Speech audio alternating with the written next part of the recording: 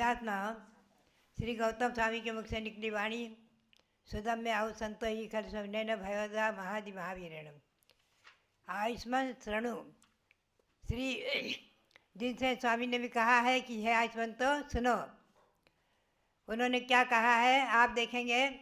आज विशेष रूप में हम आपको ले चलेंगे।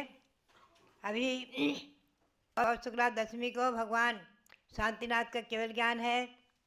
पौष शुक्ला 11 को भगवान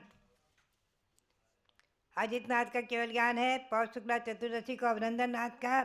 पौष शुक्ला पूर्णिमा को भगवान ऋषभदेव ने कैलाश पर्वत पर पहुंचकर यानी दिव्य ध्वनि भगवान की बंद हो गई। दिव्य ध्वनि बंद हो गई। दिव्य ध्वनि प्रतिदिन तीनों टाइम अपने आप खिलती थी। कहीं कहीं पर 4 बार का आया है, अपने आप दिव्य ध्वनि होती थी। और दिव्य ध्वनि एकदम बंद हो गई। भगवान पर्यंक आसन में कैलाश पर्वत पर योग निरोध किया है। पौष शुक्ला पूर्णिमा को भगवान ने योग निरोध किया। यानी बुद्धिपूर्वक क्रिया नहीं है, स्वयं निसर्गतः पद्मासन में विराजमान हो गए और दिव्य ध्वनि बंद हो गई। भरत को एकदम सूचना मिलती है। वो अपने तमाम राजा महाराजाओं को लेकर और सबको लेकर वहाँ आ गए और बराबर अखंड 14 दिन तक अखंड पूजा की है। 24 घंटे। समोसरण में दिन और रात्रि का भेद तो रहता नहीं है और वहाँ भगवान के निकट में भी दिन रात्रि का भेद नहीं। और 24 घंटे तक जिन्होंने अखंड पूजा की। पुनश्च माघ कृष्णा चतुर्दशी को भगवान ने मोक्ष प्राप्त किया है। प्रातःकाल की बेला में योग निरोध किया है पौष शुक्ला पूर्णिमा को और निर्वाण प्राप्त किया है 14 दिन बाद माघ कृष्णा चतुर्दशी को। आप ध्यान रखें, हमेशा ये घोषणा होती रहती है आप लोग निर्वाण लाडू अवश्य चढ़ाएंगे।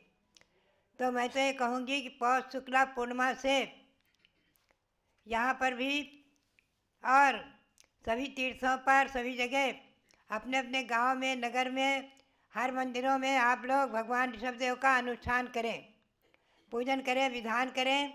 ऋषभदेव विधान बड़े रूप में करें, छोटे रूप में करें, लघु रूप में करें और नहीं कुछ तो कम से कम ऋषभदेव भगवान का अभिषेक करके ऋषभदेव की पूजा अवश्य करें। 14 दिन तक पूजा अवश्य करें। पौष शुक्ला पूर्णिमा से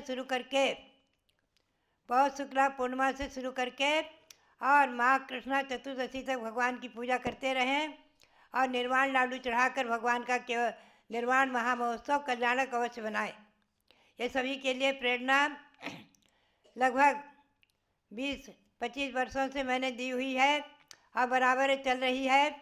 अंतर्राष्ट्रीय स्तर पर भी दिल्ली में निर्वाण महामहोत्सव मनाया गया था और उस समय लगभग 10,000 निर्वाण लाडू चढ़ाए गए थे। बहुत महामहोत्सव हुआ था, बहुत लोगों ने भाग लिया था।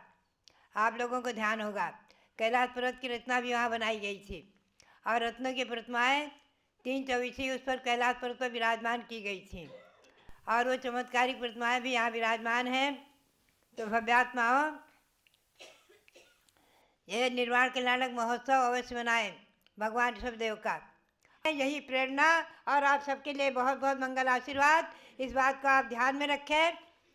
पौष शुक्ला पूर्णिमा से और चतुर्दशी तक, माघ कृष्णा चतुर्दशी तक, निर्वाण कल्याणक महोत्सव तक बराबर ऋषभदेव की आराधना करते रहे। 24 तीर्थंकरों की भी आराधना करते रहे।